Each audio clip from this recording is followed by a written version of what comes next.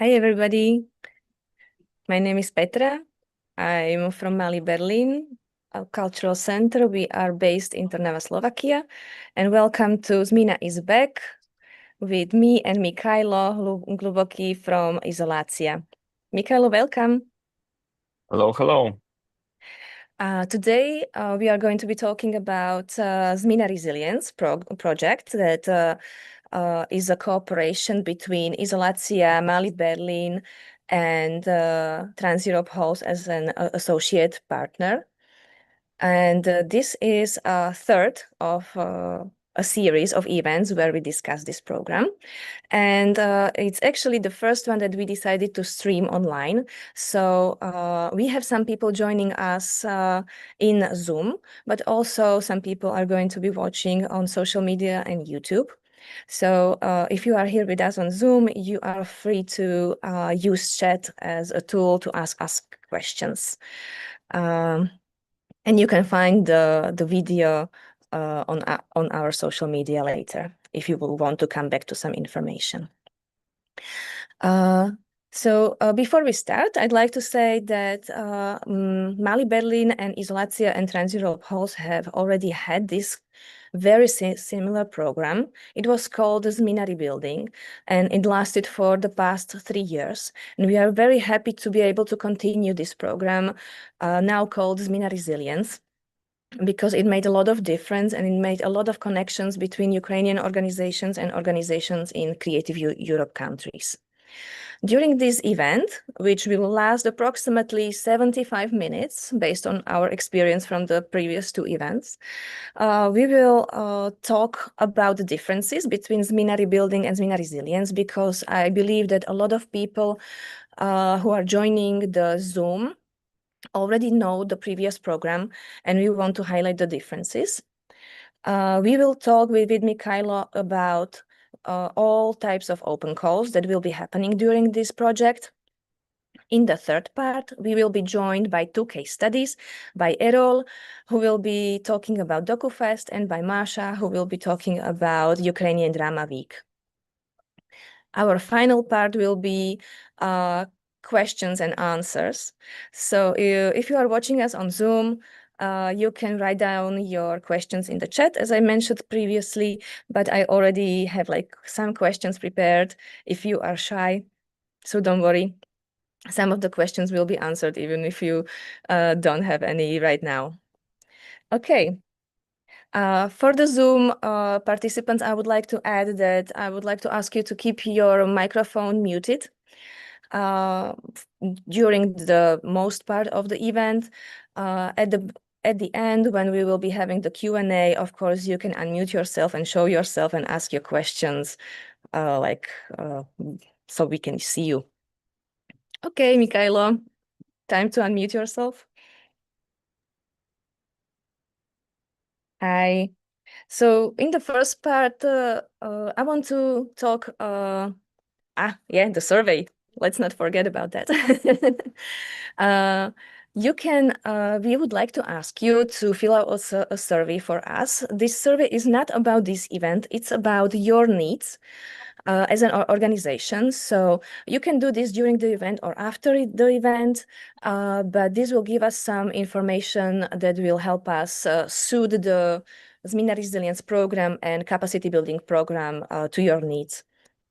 But you will see the QR code and the link later also if you don't happen to catch it right now. So Mikhailo, let's talk first about what is the main goal of ZMINA Resilience program.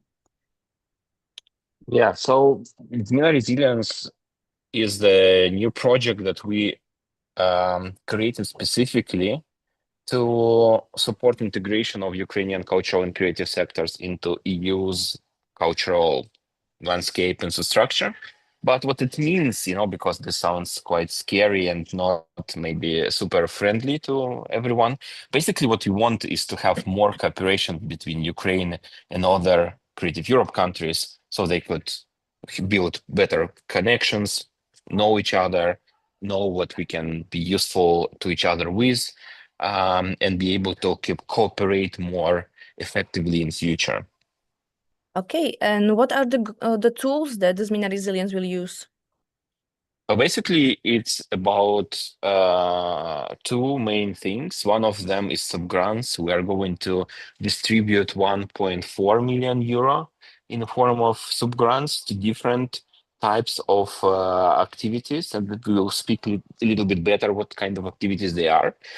But we're also going to provide organizations with capacity building, because throughout our previous projects, and ZMINA Resilience is at least number 3, we had ZMINA Rebuilding. Before that, we had ZMINA 2.0. So through these projects, we found out what are the, let's say, weak spots, something that people don't have enough knowledge about, or something that we want them to do better, or to give more information about how to reach some certain goals or practices. So we put this into capacity building program, and this program will allow participants to be able to get funding more easily, to be able to apply for programs in a way that they will be more sure what they're doing and how their application looks like. Of course, doesn't mean that all the participants will have better chance to get the grant, but still the knowledge and the capacities that will be developed through the program will certainly help. Um, but this is also useful not only for our specific program, but it also is useful for other sorts of different projects that are supported by Creative Europe, by other donors. So basically, we want the sector to be more strongly knowledgeable. And the last thing, that it's also not only for Ukrainian organizations, is going to happen in English, so it will be available for everyone who wants to join. Okay, thank you. We will talk about the capacity building later, about the various topics we will cover, but let's go back to some general information. So we mentioned previously we already did very similar programs, ZMINA Rebuilding, and this is a continuation but with differences. Can you talk about the differences between the programs? Yeah, so ZMINA Rebuilding was really a specific project. We had this certain framework that our subgrantees needed to follow. There were certain types of events that they needed to organize, and it was quite strict. ZMINA Resilience is going to be much more relaxed in a way, that there is not so many requirements, and the main thing that we want to achieve is to have equal collaborations between project partners. So we don't want, for example, one organization in in a Creative Europe country to provide Ukrainian organization with a space and that's it. It's not a venue rental, but we want organizations to work together, to learn from each other, to take into consideration local context and stuff like this. So there should be more cooperation between organizations. We're going to have different kind of open calls. So the structure of the program is also different. It's not going to be just international and national calls, but instead there are going to be co-creation calls, there will be showcasing calls, and seed funding. We will explain those later. And then, of course, the capacity building program will be stretched all the way through the project implementation period. So it's also going to be big and very saturated by different opportunities. The case studies that we are hosting today are great examples of how one project can continue for a couple of years later. So we are happy to have them, and you will see how those projects that were previously awarded money by subgrants in the ZMINA Rebuilding are still happening and still evolving. But let's talk about the name of the program. There's the resilience part. So this could be like a very broad term. What do you think about this? How can organizations approach this theme? Well, it's a quite broad topic in one hand, and in a way, resilience had become this buzzword that everyone is using recently, especially speaking about Ukraine, but also about different countries and the challenges that everyone has in their own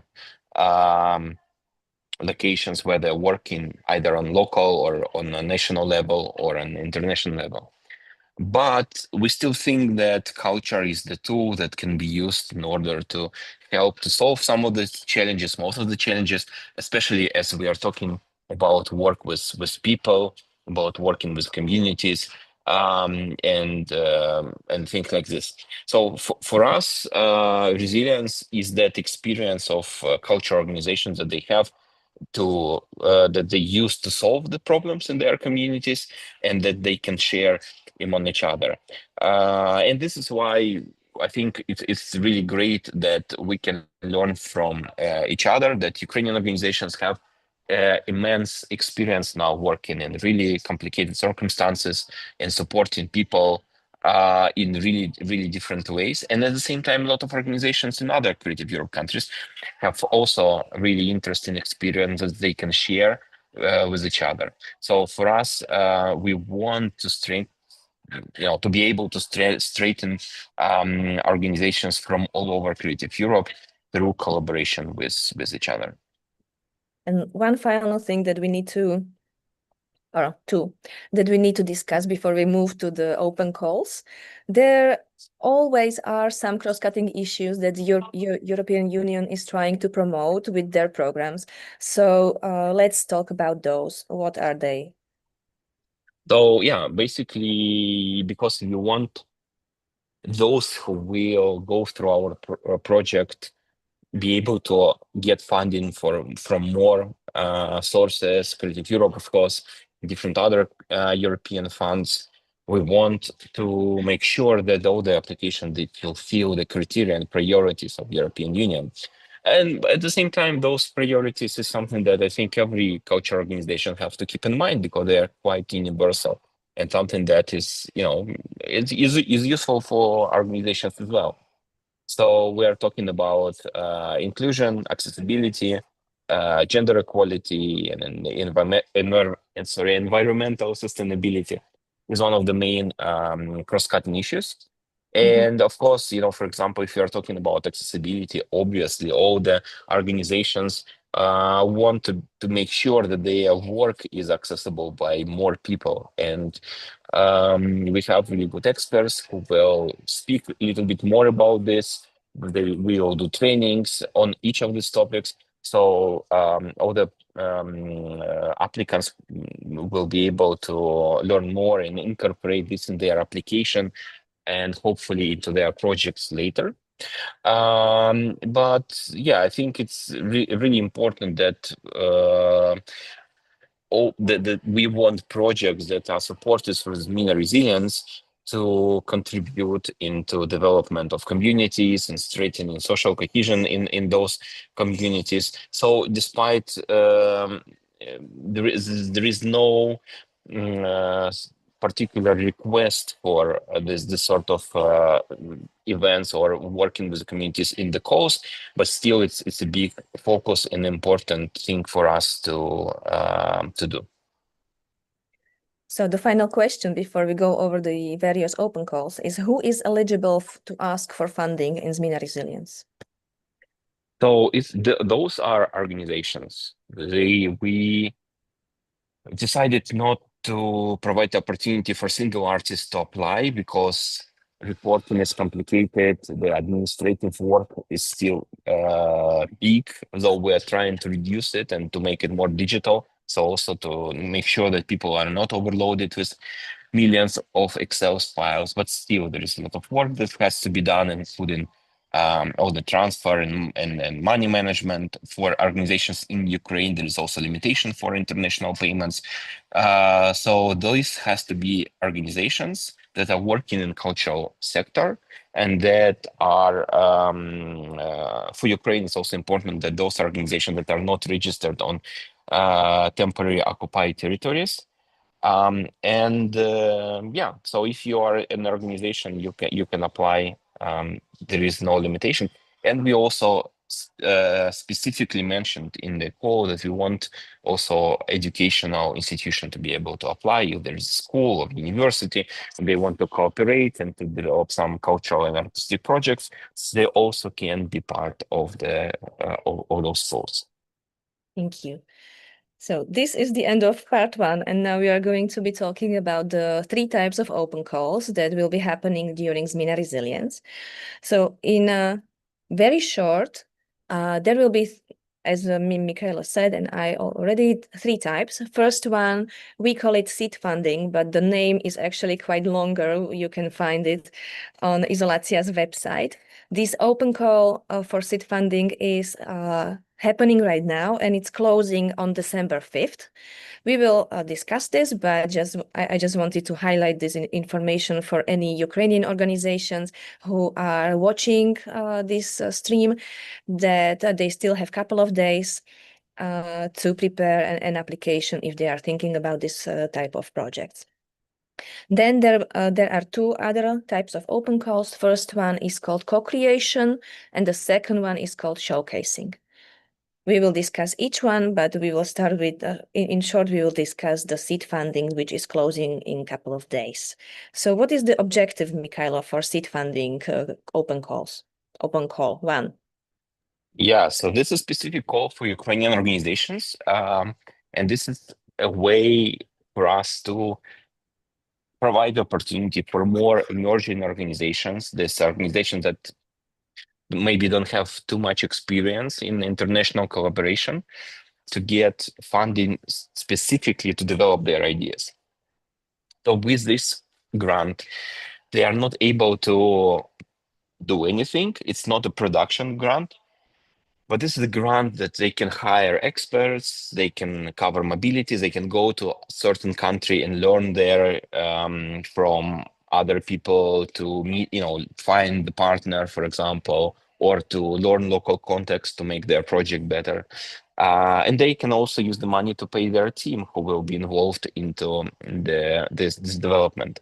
So at the end of this strand, we want only one thing. We want all the participants to write or to have a really good project application. So they have really good idea, they have all the structure written out, they see it clearly, and this really good application that takes into consideration all the details and all the priorities of European Commission, of our calls and stuff like this.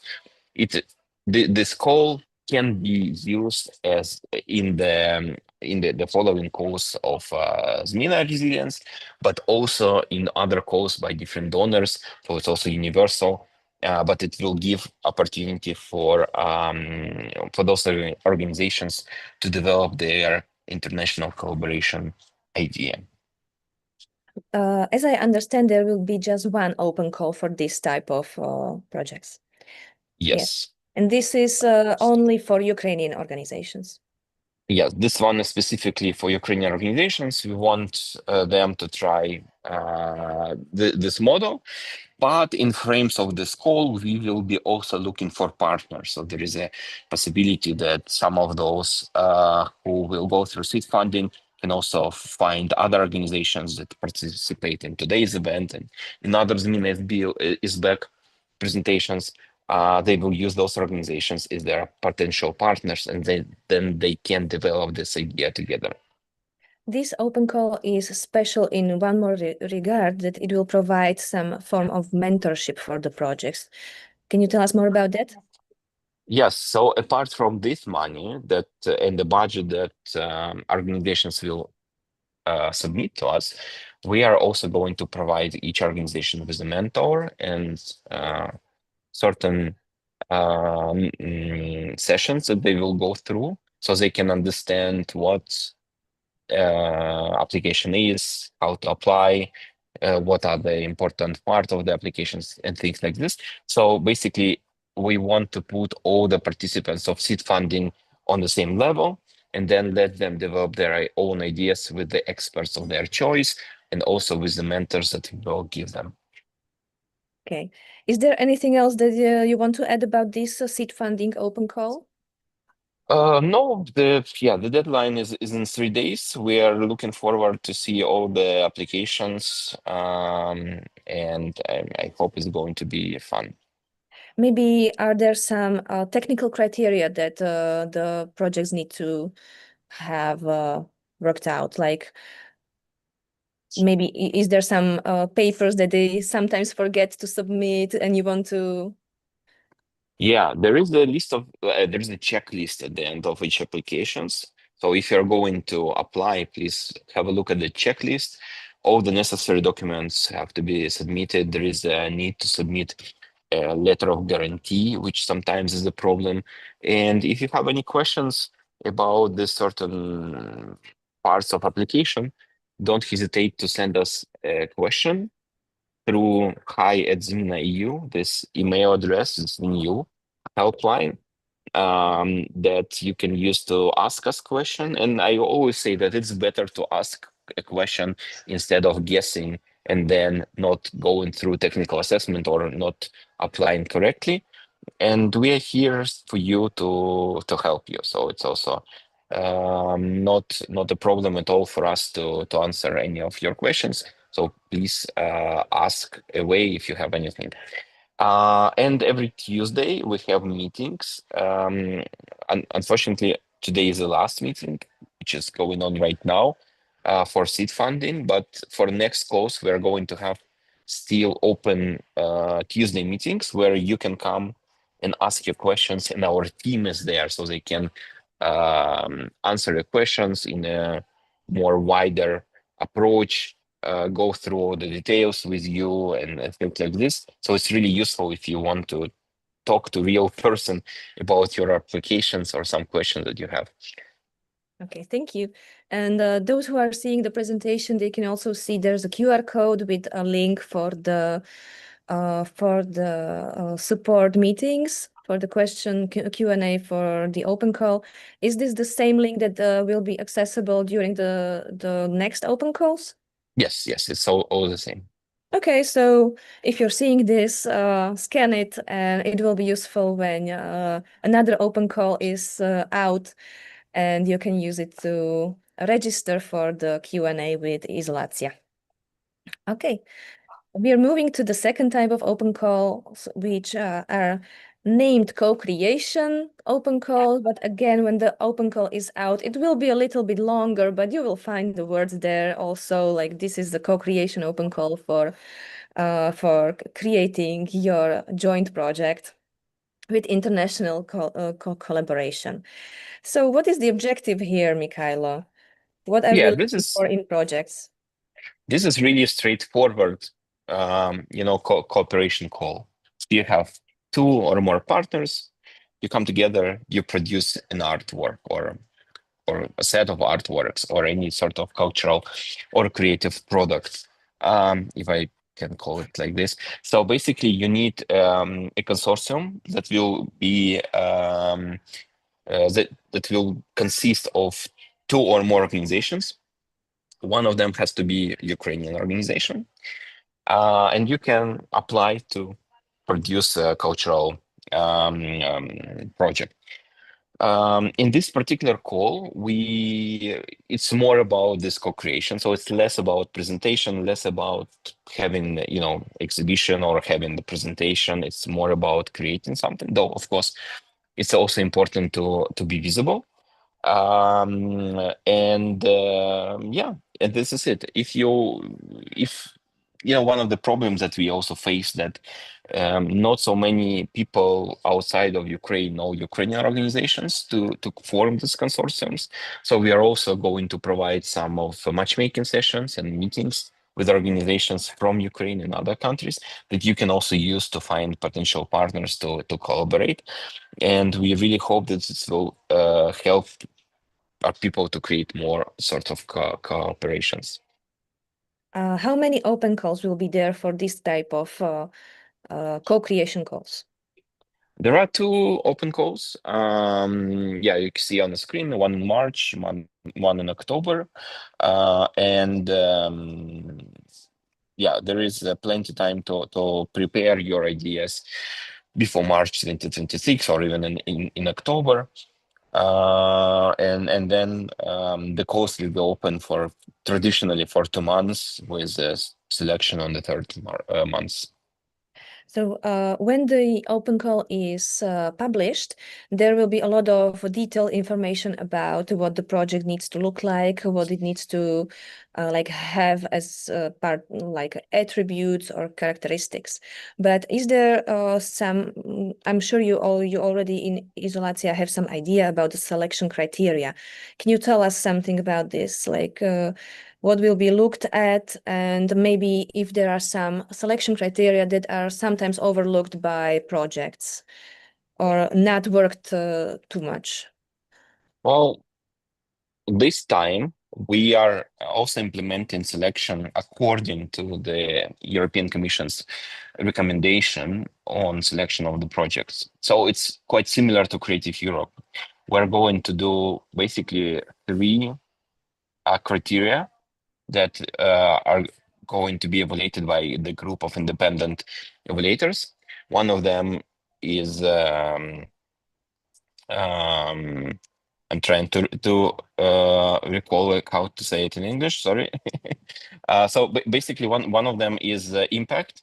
So it's about how your projects are, how your project ideas are attractive for partners and audiences. Another one is quality. So quality is about all those cross-cutting issues that we discussed, and how it takes into consideration all of them while describing your project. And then, of course, is the main, of course, the main question is how much your project responds to the call goals and the call details. So this will provide you with the largest amount of points. So through the three criteria, we are going to have the common score, and then two independent evaluators will score each application once, and then we'll have an average score from two evaluators that will be used to choose the best project from the application.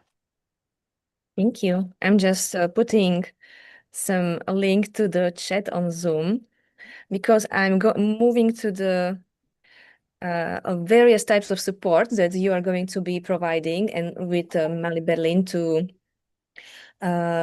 the possible applicants. So what I posted again in the chat is the link for the consultations, which will be open once the open call is open. And there are some other support mechanisms for projects to develop their ideas. One of them is presentation and project writing workshops. So tell us, Mikhailo, how this will be managed. So those are workshops where organizations are learning how to write an application, basically. So our team members are going through each line of the application and explain what has to be written there, what kind of files have to be attached, and how the whole process is organized. They're going through budget lines, for example, explaining what can be written there, and which is not eligible for funding, for example. So it's I think from my perspective, it's really important to take part in those workshops to be able to apply without any problems, and what's more important, not to be filtered out during technical assessment. Mm-hmm. And there will be two of these workshops, one for Ukrainian organizations in Ukrainian, which will be done by IZOLYATSIA, and the second one for international audiences, which will be provided by Malý Berlín. Yes. And you already mentioned this, but during each call, each international open call, of course, there will be there will be a matchmaking session, which is designed to to find partnerships between Ukrainian organizations and organizations in Creative Europe countries. And we have an experience with this because we already developed this process in ZMINA rebuilding. Can you talk, tell us more about how the process goes? Yeah, we actually have two things in mind. One of them is virtual real-time sort of matchmaking sessions. Is where you are meeting your potential partners. There is a certain time that you are limited for the meeting with them and discussing who you are, what you can do, and what kind of partners you're looking for. And then you can go through the list of potential partners within an hour or two, talking to different people, and also, which is I think really important, feeling the the vibe, how you can be connected to these people, and if you feel the connection and you have something in common.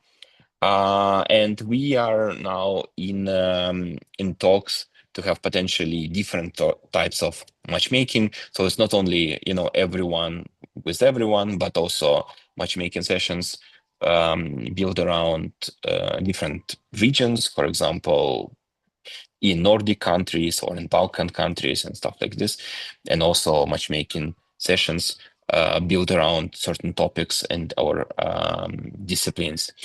And at the same time, we know that not everyone is really good in personal talking, and also online might not be as effective for some people.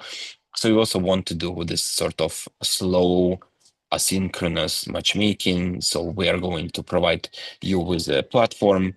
In a way, you can think about it as similar to what Perform Europe did, but a little bit more simpler and less complicated.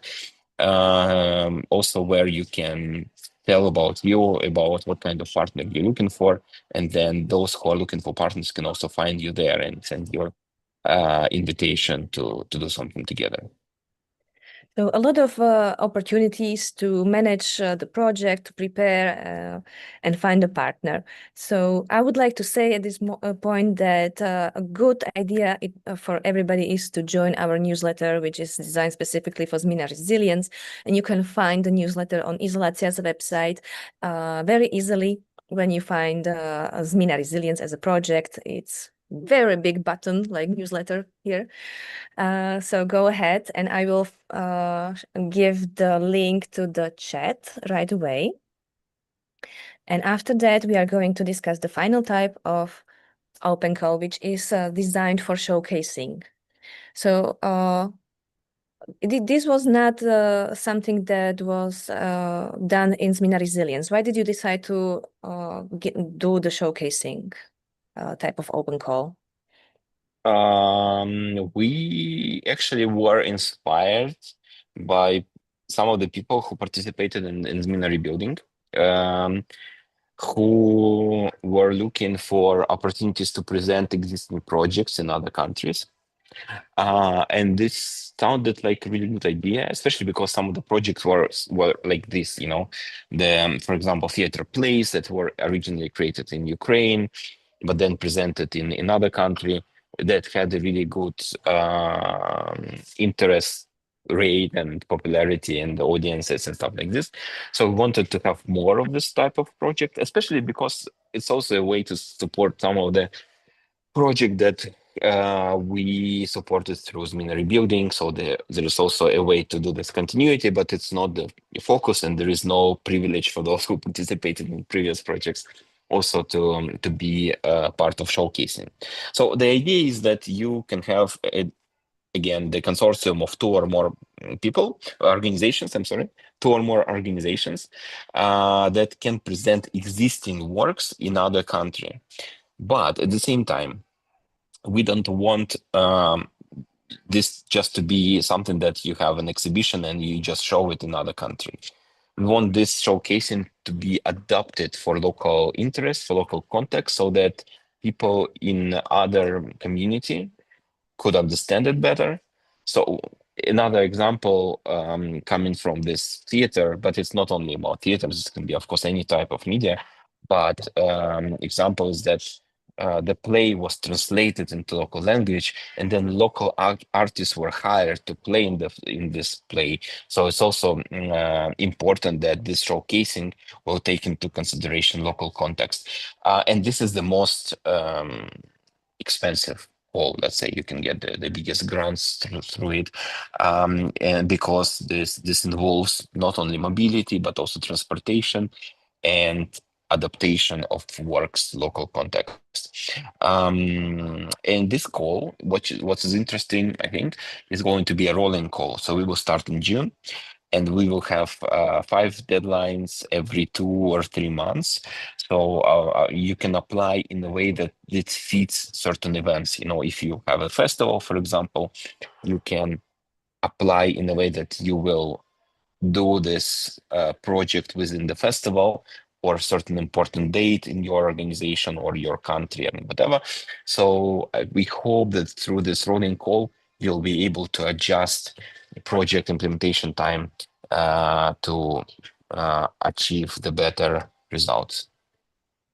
So I just want to recap that the collaboration element is very strong with the showcasing also. So the selection criteria are basically the same. People need to think about the cross-cutting issues like accessibility, green culture, and so on. Is that correct? Yeah, of course. This is really important in all the calls. So this is something that we cannot miss anywhere. And again, with this type of open calls, there will be writing and project presentation and project writing workshops, again, for Ukrainian audience and for international audience handled by IZOLYATSIA and by Malý Berlín. And again, there will be matchmaking sessions. So please join our newsletter. Don't miss any opportunity to participate.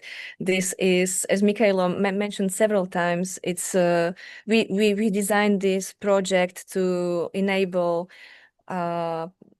organizations to participate in any kind of granting scheme. So this is not just about ZMINA resilience. Build your capacity and build your partnerships for any kind of grant. Before we go to case studies, which I see that Errol is already ready, but give me just 1 or 2 minutes. Before we go to the case study, I just want to mention that Malý Berlín, with cooperation with of IZOLYATSIA, will be preparing an extensive capacity building program that will cover a lot of topics. The first one that we decided to do, and it's scheduled at the beginning of the next year, is going to be about project management. So about the first steps that you are supposed to take when you are writing and designing the project. Then we will cover the accessible culture. So we will talk about inclusiveness, both physical and virtual. We will talk about working with trauma and sensitive topics, which is something that is very, very current in Ukrainian perspective. And for each topic, we will hire experts from European Union, top people from the field. So we really suggest that take advantage of this. You don't need to have an application rolling in ZMINA Resilience. You can attend the capacity building without that. So it's entirely open for everybody. The next topic is going to be green culture. We will talk about green mobility, digital practices, environmental sustainability, and hopefully we will provide some useful case studies for you. And the final 2 topics will be communication, because we want all the projects to be communicated adequately on the international level. And that's it. Oh, participatory methods. That's the final one. Okay, that's it for me for now. And I would like to ask Errol to unmute himself and tell us a little bit more about DocuFest, which was a project that was subgranted last time with ZMINA Rebuilding.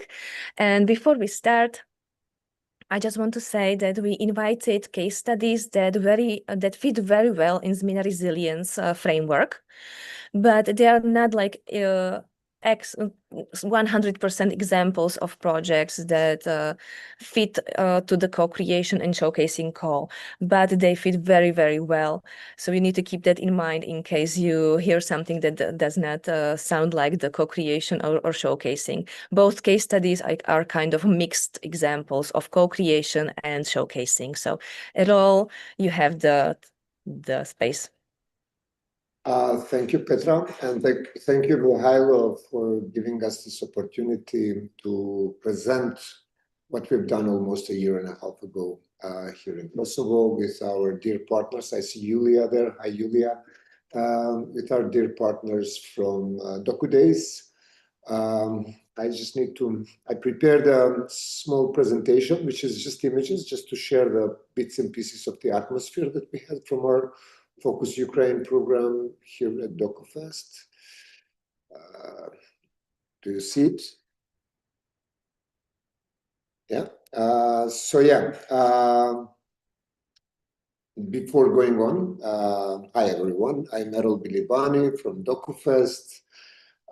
Together with our friends and long-term partners, I would say, from DocuDays in Kiev. We applied last year for ZMINA rebuilding program. It was a collaboration that was more of an organic type of a collaboration. The project started with one goal. When we started with the discussion, it was to bring the Ukrainian voices to DocuFest through film, through photography, and through public talks. And through very, very important element of archives, how do we use archives? Because we were also very much inspired by work that DocuDays was doing from the moment of invasion, how they supported the filmmakers to document all the crimes that were happening during this time. We didn't want to just have an international program. We wanted it to feel close, real, because both of us, Kosovo and Ukraine, know what it is like to face war, displacement, and the fight to be heard, which is very important. Here at DocuFest, we always believe that art, especially films and storytelling, can build bridges. Focus Ukraine was one of the most direct ways we've done that. And to be honest, this was the biggest country-specific program that we've ever done in 23 years at the time of our festival. And it felt right. And it gave us this sense of continuity.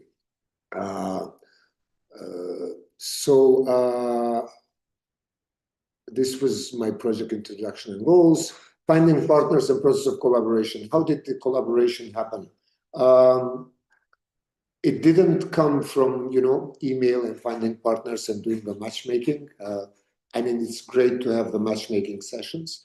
We've known each other for years. DocuFest and DocuDays have crossed paths at many festivals. Even back, I remember in 2016, when Kosovo and Ukraine had no diplomatic relationship whatsoever, we still had representation of DocuDays. So we would have someone that would have a Canadian passport that would come from Ukraine and to attend DocuFest. I remember when our films were being selected by DocuDays, to be screened at the program, it was very difficult to travel, but we kept this connection. We kept it real. We kept it at different festivals. So when the ZMINA rebuilding program was announced, we didn't have to go to look for a partner. We already had this sort of a chemistry that was, already functioning.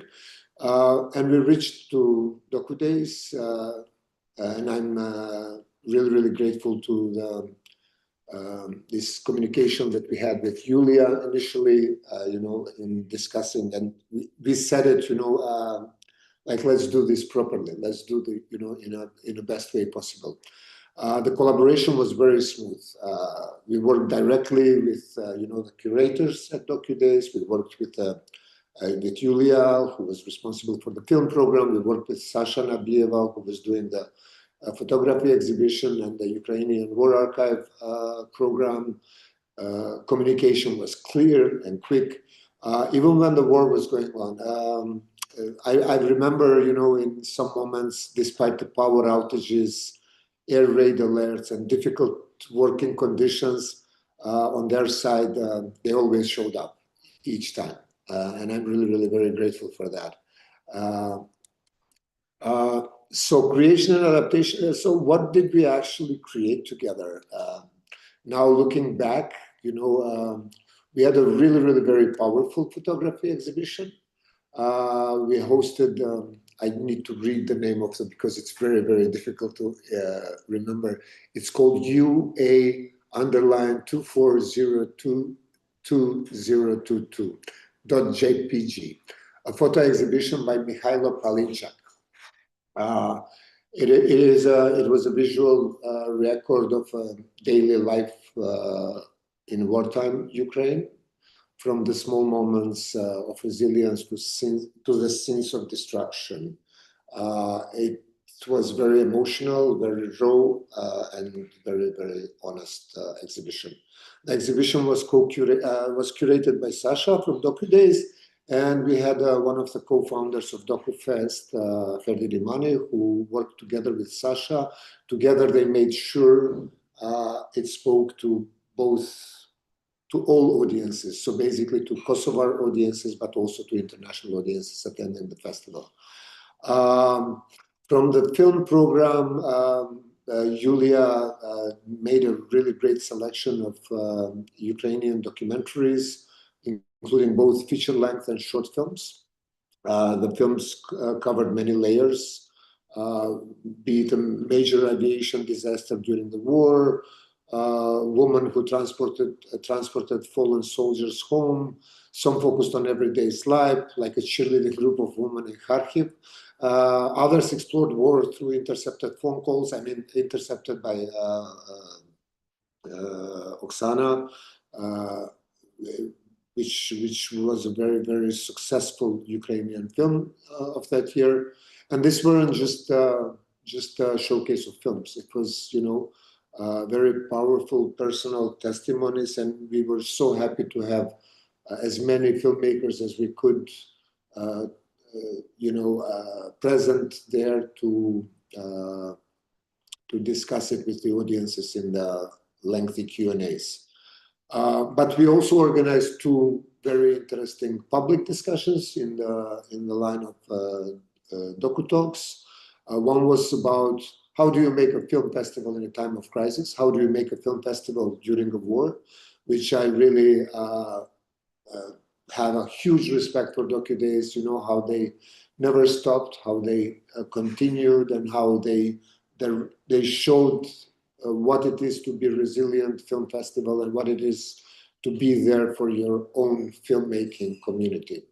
Another one, which was also very important, it was about archiving war crimes, and documenting the truth during the war. Because when the war happened in Kosovo, it was in a very, very different times when, we did not have such an easy access to images and, videos because of technology. So what could Ukraine learn from us, and what we could learn from Ukraine as well? How do we do that? And it was they were both very honest, very interesting discussions that attracted a lot of our local and international audiences. It was not abstract panels where you have one side that talks and the other side that is silent. We had quite also very interactive discussions, as Yulia might remember from DocuFest. Let me just so alignment with EU priorities. This project was kind of had the links to broader EU goals because it is an EU it's part of an EU supported program, and because our aspirations is EU, both Ukraine and Kosovo, we are both not in EU. we share a lot of similar, unfortunately not happy fate, but we share a lot of things. We are culturally, I would say, very, very close. So the first one is cultural diplomacy. This project, I think, further created and strengthened this bond that Kosovo and Ukraine already have created. And one of the best examples is, and this is for me like a very, very special moment of pride, is that after the festival ended, we had, the request from the American and from the EU ambassadors and from the head of the EU to move the exhibition to Pristina to mark Ukraine's National Day. So we basically did the film program screening, and in our beautiful National Library, we placed a photo exhibition, which was part of the celebration of the Ukrainian National Day in the presence of both prime ministers and president of Kosovo. We did it in a kind of a rush because we did not plan it to do it for that day, but we kind of managed to pack everything and to transport the entire exhibition to Pristina. This event was attended by other ambassadors, government officials, and Ukrainian guests that are hosted by the Kosovo government, in particular women journalists who have found shelter here in Kosovo during this ugly war. Second thing, it was a support for mobility and for visibility. For us, it is very important to meet with our colleagues and with our partners from Ukraine. Several Ukrainian filmmakers came to Kosovo. Our partners from DocuDays came to Kosovo. They joined discussions, answered audience questions, and shared their experiences directly. It wasn't easy to arrange all the logistics, especially in wartime, but we made it happen, and that's mostly thanks to our friends in Kiev in DocuDays. And the third one, I would say, it was the inclusion and youth participation, because after the festival ended, we do this research, and we realized that over 60% of our audiences were under 30. So, a lot of students, a lot of volunteers and young creators were participating and were being part of this program. And the fourth, I would say, it's sustainability, because we've been already looking forward to how do we bring the content for a longer period to our audiences. And we have increased the numbers of Ukrainian films. In our Teachers Digital Library, we have this program where we provide access to films for schools, for teachers to use in the classroom. So basically, we are bringing more and more Ukrainian stories to our adolescents. Let me see, what else did I have to? Yeah, results, impact, and continuation. I just used some pictures so you could also see some of the atmosphere, some of the filmmakers. So basically, numbers and outcomes, which I know for ZMINA and for IZOLYATSIA are very important. So basically, we had 8 films screened in several venues. We had the exhibition showcased in 2 cities for quite a longer period of time. We had around almost 200 people attended DocuTalk sessions based on visual countings. And we have plus 500-600 people that attended film screenings. Exhibition visits were among the top 3 during the festival. So basically, I'm just reading now just to make sure I have the correct information.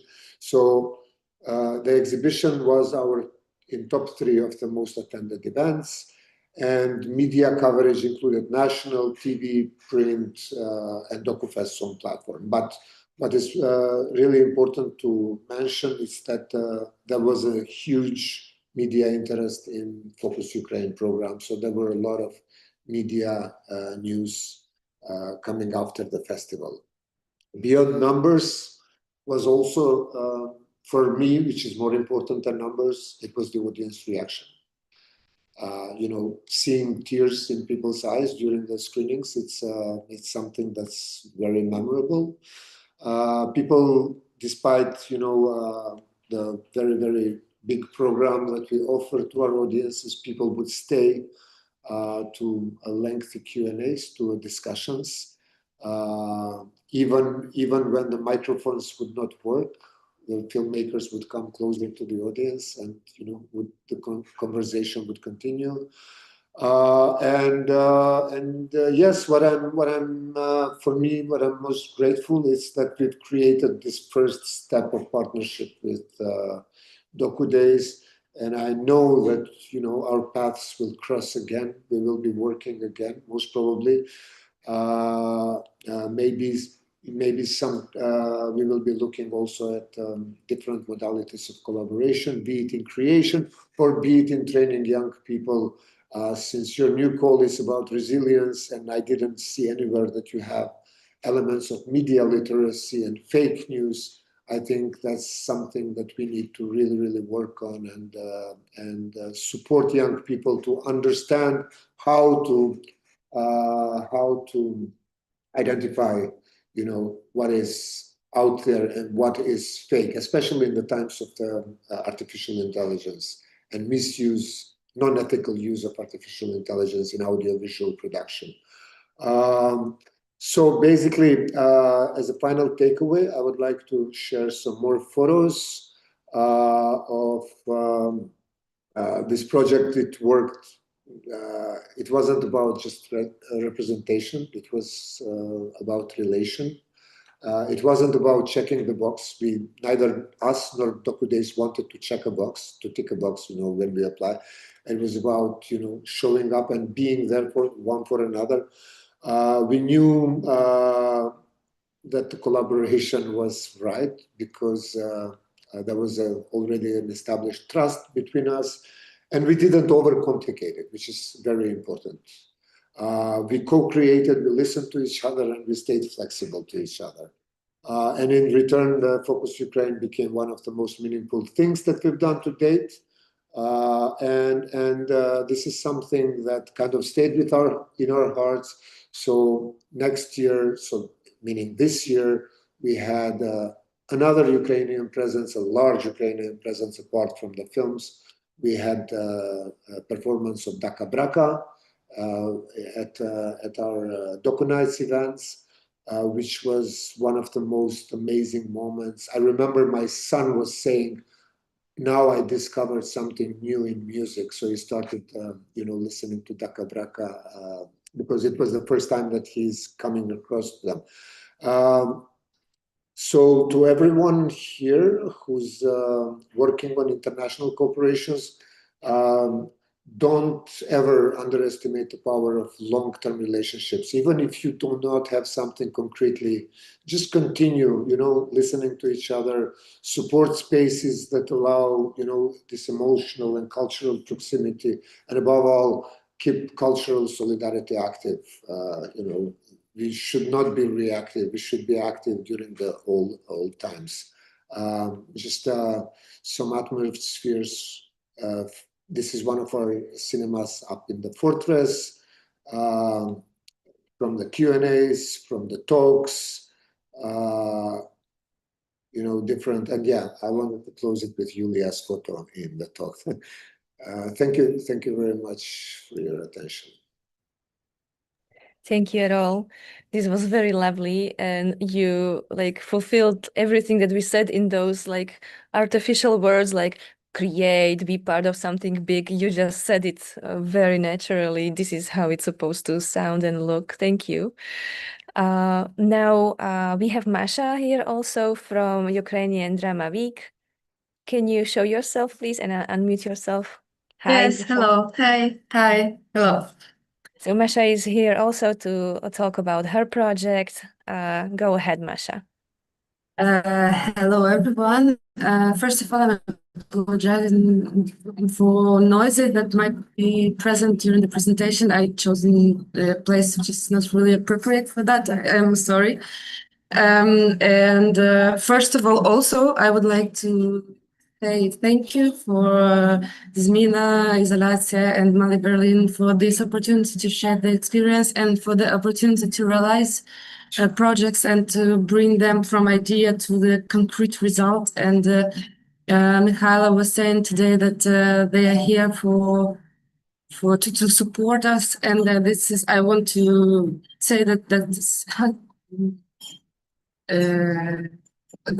true, that during the whole project we felt the support and attention and advices, and it's not like a control organism, it's just helping organize, and it was really nice to work and be awarded by this program.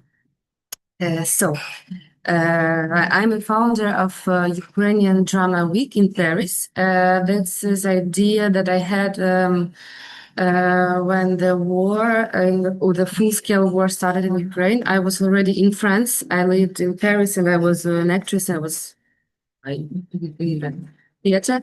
And I told myself that everybody was talking about Ukraine by this time, and the reason people were talking about us was the war, but we have a lot of other reason to be here. So, and I told myself, this is now this is like we have an open doors to show our culture and show that we are a real nation with an identity which is not Russian, which is Ukrainian, with our authors, with our classical authors, etc. And so I proposed this idea to Olga Sahaidak, who is founder of DOFA Found in Ukraine. She was in France by the time, and she was making a huge event for several months, which was called Ukrainian Spring. And she liked my idea, and she told me, okay, let's do that. And for the first edition, which was held in the 2023, so I did it with the support of Ukrainian Spring in France and DOFA Found. And our first partner, French one, was a Parisian theater, which is Lavoir Moderne Parisien, who gave us the theater free, and the first event, first edition of the festival was a good success. But the second one was after this, the first success, I told myself that we need to continue, and now Olga Sahaidak and her partners from DOFA Found,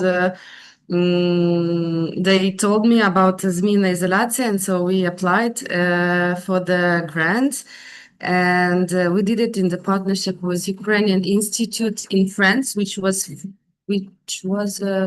have been freshly implemented in France. And we made it in the partnership with the Théâtre du Soleil, the Theater of Sun, which is a huge theater institution in France, and in the whole world, in the theater environment.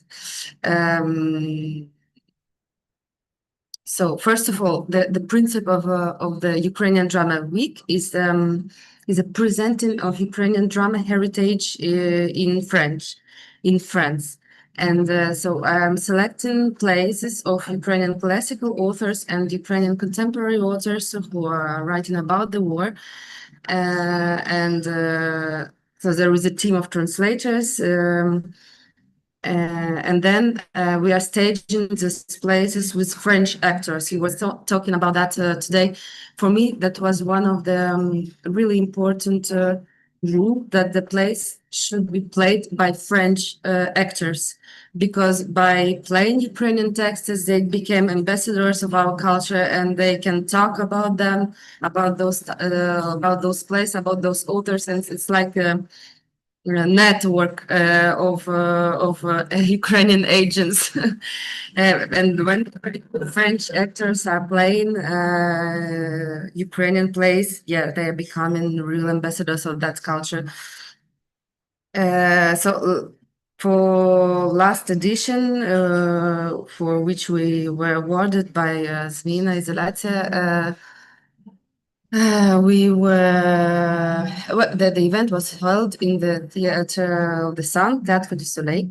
And this is a partnership which is really precious for me personally, and that started when the founder of this theater came to Ukraine during the war, and this is a woman of 86 years old. She came to Kiev and she spent 3 weeks with Ukrainian theater students, and it was like an act of the support for Ukraine.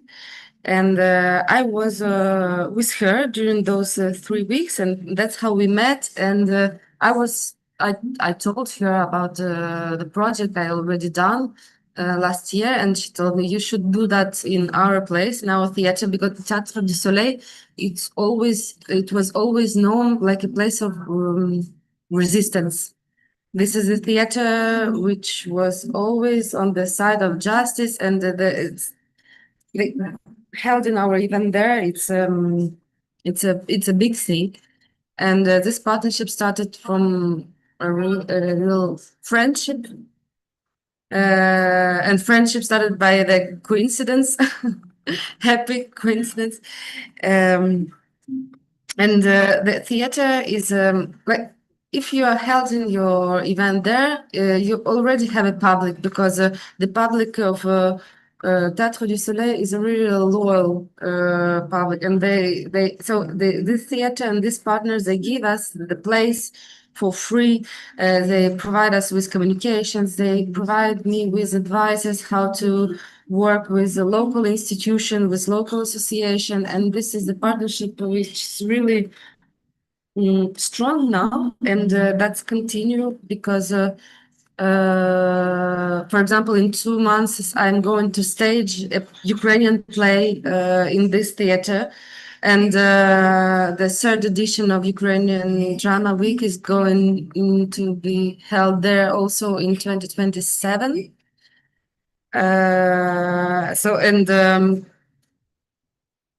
Like for me personal, for founder of this Ukrainian Drama Week, the partnership with such a big institution in France, which is like representative institution for resistance.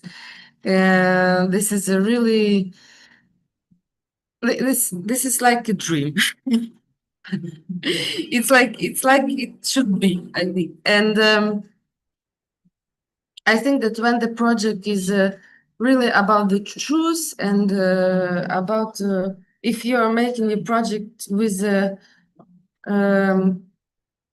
truly intentions, you will find the good partner who will support you all the way in realization of that project, and encouraging you to looking for such a partners in France. Oh, in France, I'm sorry, in Europe. And I can show some photos from last edition. I'm sorry, they are not in the good order, but I'll try.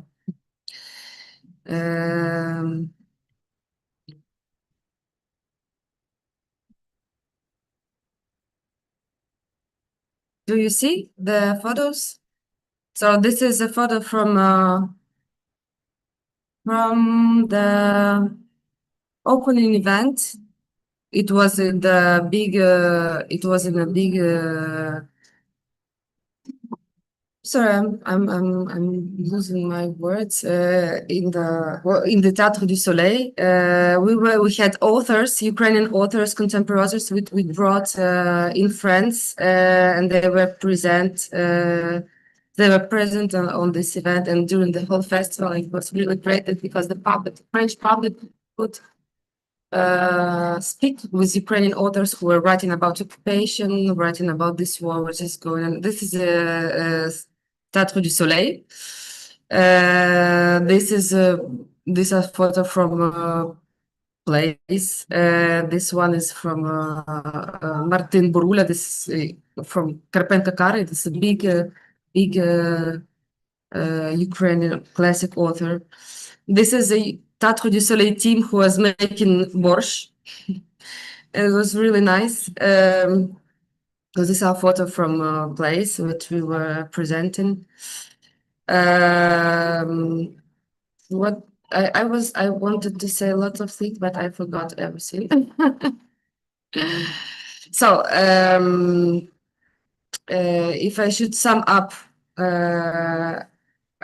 I would like to say that we have a big and great partnership with a big Ukrainian French institution, which is a long-lasting partnership, and all those elements. Well, our project, it's like a big project because we have lots of plays, we have translators, we have actors, we have lots of elements to put in the same place, and with such a partnership from Teatro du Soleil and from support and from IZOLYATSIA, this all became real, and it's really precious context and precious cooperation, and I'm encouraging everyone to try to do that also, because really in my experience that went like it should have been French. I would like I want to put French words. In our case, it was just perfect. All the elements were just perfect, and I'm really grateful for those opportunities from French partners, from IZOLYATSIA, and for everything. Thank you, Masha, for your presentation. Not at all. And for encouraging everybody to try to apply. Thank you both, Errol and Masha, and me and Mikhailo, we will continue with questions. So I encourage anybody who is with us on the Zoom, if you have any questions, write them down in the chat. I will be checking the messages.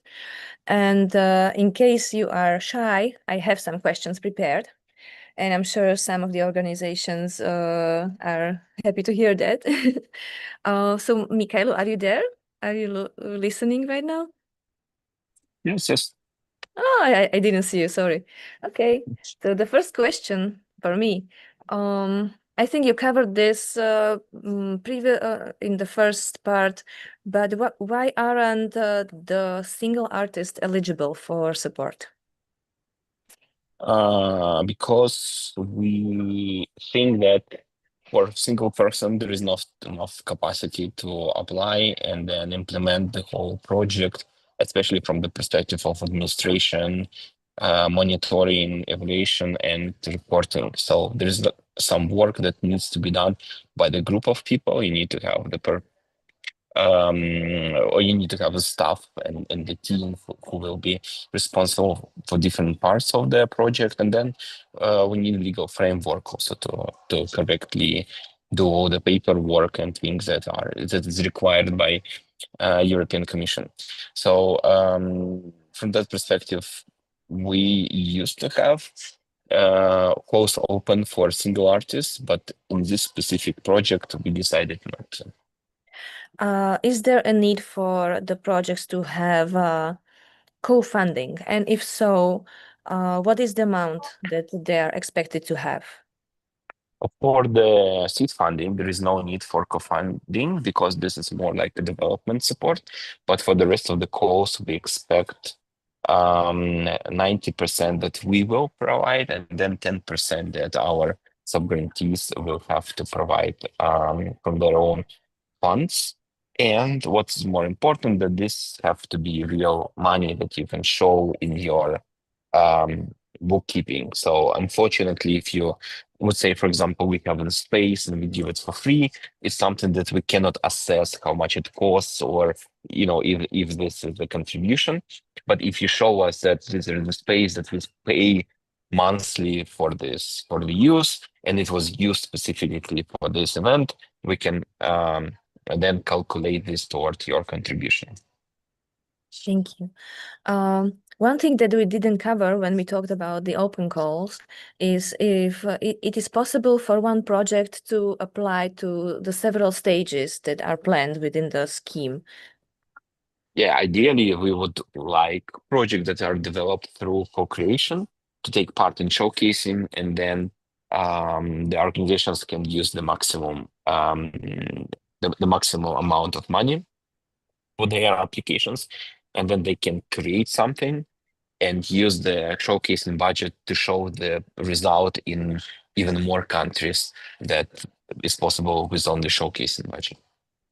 And the timeline of the various open calls is designed to support this, right? Yes.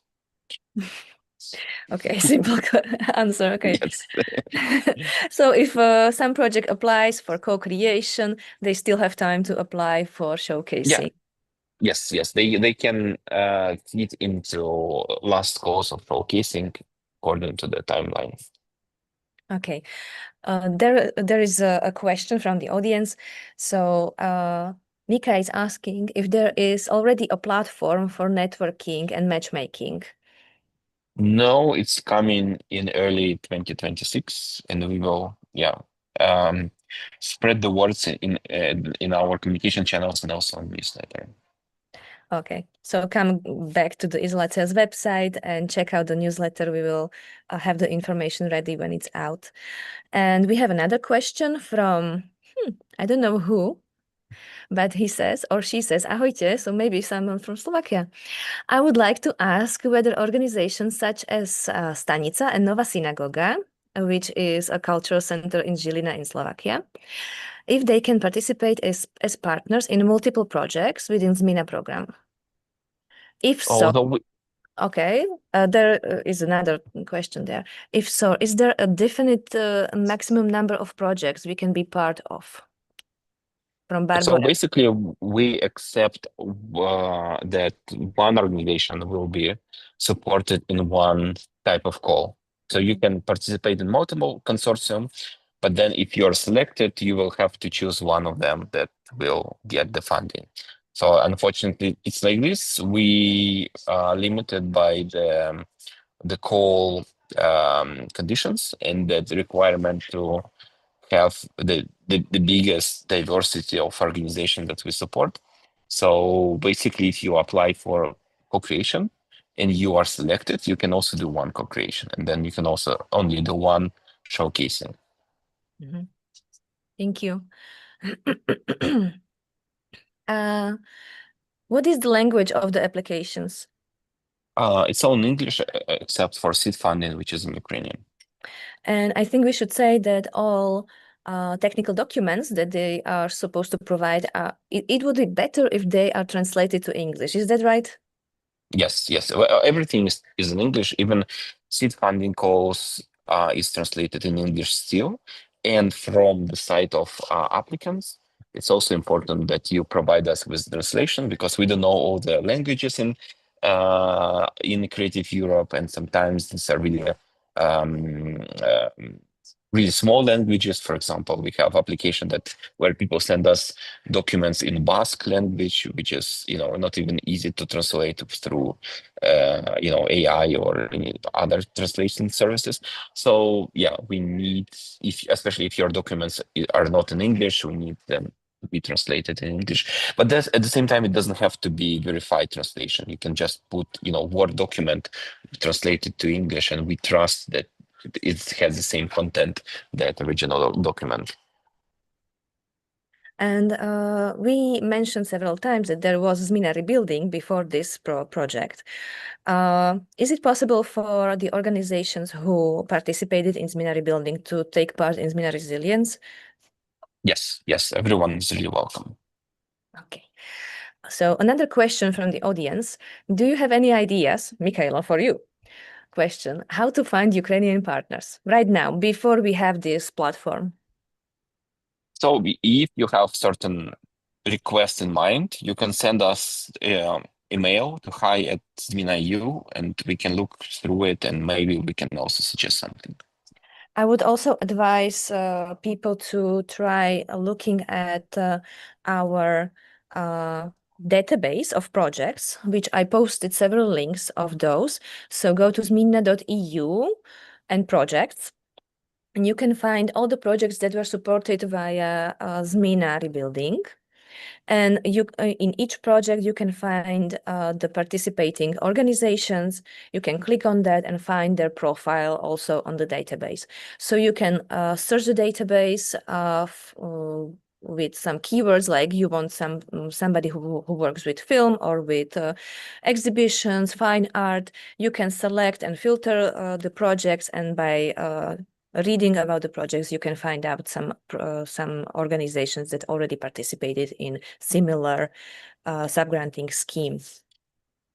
Let's talk again about the money. Sorry about that. What is the procedure for paying now the money? Do people need to find their own resources before you can provide the grant or not? Yeah, well, I think this is a more or less standard procedure. After signing the contract, the subgrantees will receive 70% of the budget. And after the reporting is confirmed and everything is correctly sent to us, we will pay the rest of 30% of the budget. Okay, and this is a final question from me. So if anybody in the audience on Zoom has any questions, please write them down now so I can see them, and we can answer it during the event.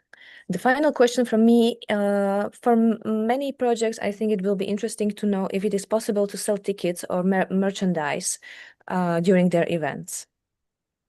Yes. So we are not limiting people from doing that. You can also put it into your contribution, but this can be a risk if you don't sell enough, for example, and then you will need to identify ways to provide your own contribution in different ways. But as long as you are not making profit from this funding, from this merchandise or other activities, it's perfectly fine. And then your project is also your intellectual property, so you can do whatever you want with it. So you are not taken away from you. We have a question. Are there any particular tips for the evaluators of the call? Is there going to be a training session for the evaluators? Yes, and we have evaluators manual, but it's different for each call. So at the moment, we are getting ready to send applications for Ukrainian language evaluators. So we have the list, and when people applied for being evaluators, they chose which language they operate. So the seed funding will be assessed by Ukrainian language experts. So we will do separate training with them, and then when we will have the co-creation showcasing calls, before that we will also select a new group for each call, and they will go through training session where we will explain how the platform works, what are the criteria, what we want to see in applications and stuff like this. And they will also receive evaluators manual. So it will be much easier for them to assess all the applications. But this, for those who will assess English language application, this is something that will happen next spring. Okay, so looks like there are no other questions. So I would like to thank everybody who joined, especially Mikhailo, of course, and Erol and Masha, who presented their case studies. Also, everybody who is here with us on Zoom and asked their questions. Thank you so much. I would like to repeat that ZMINA Resilience is a cooperation between IZOLYATSIA, which is a platform for cultural initiatives. It's a foundation based in Ukraine, in Kyiv. Another partner is Malý Berlín, which is our organization based in Trnava, Slovakia. And we are doing this project with support of Trans-Europe Halls, which is a network of independent cultural centers in Europe. You can find all the information on the program at zmina.eu. This will redirect you to IZOLYATSIA's page. Don't worry about that. Yeah, yes, Mikhail, I won't forget about the survey. I already posted the survey link on the chat, but maybe Anna, if you are still there, can you show us the QR code again before we finish? And what is it I wanted to say? The presentation is coming online. So if you are not here with us on Zoom, you can scan the survey. And again, these are questions about your needs, about the open calls and about the capacity building programs. So we would really like to ask you to fill in the survey. It will take about 5 minutes. And this will give us an idea on how to tailor the ZMINA resilience program to your needs. So thank you again. And Thank you. we are hoping to see a lot of applications from all around Europe. Thank you. Bye-bye. Thank you. Bye-bye. Bye.